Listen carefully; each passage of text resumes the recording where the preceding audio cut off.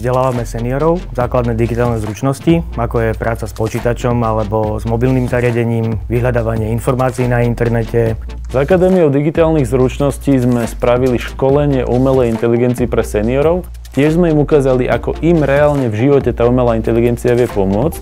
A super bolo, že už po pár minútach oni sami prichádzali s návrhmi, ako tú umelú inteligenciu zavedú do svojich vlastných životov. Telmy vieme prispôsobiť aj pre bežné denné potreby seniorov, a to tak, že do aplikácie nahráme obsah, ktorý je špeciálne pre seniorov zaujímavý.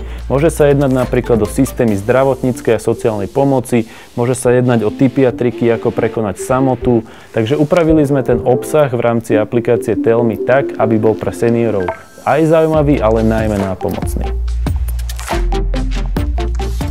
Ak napríklad seniora bolí noha, tak na základe inštrukcií, návodov, ktoré sú nahrané v aplikácii Telmy, dostáva už konkrétne opatrenia a odporúčania na to, ako v systéme slovenského zdravotníctva má postupovať.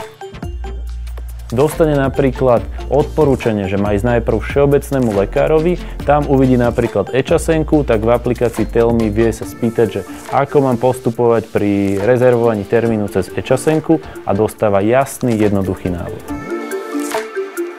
Schopnosť seniorov zapamätať si tie nové informácie o digitálnych vôbec technológiách je niekde na úrovni tak 20%. Preto sme začali implementovať nástroj umelej inteligencie, aplikáciu Telmy, ktorá dokáže seniorom poskytnúť odpovede na ich otázky v reálnom čase a dokonca ich prispôsobovať presne tým témam, ktorými seniori v digitálnom svete žijú.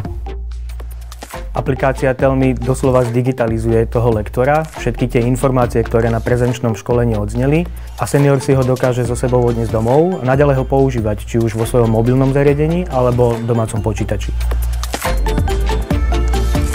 Preto takýto personalizovaný pomocník vo forme umelej inteligencie je pre seniorov v digitálnom svete obrovskou pomocou.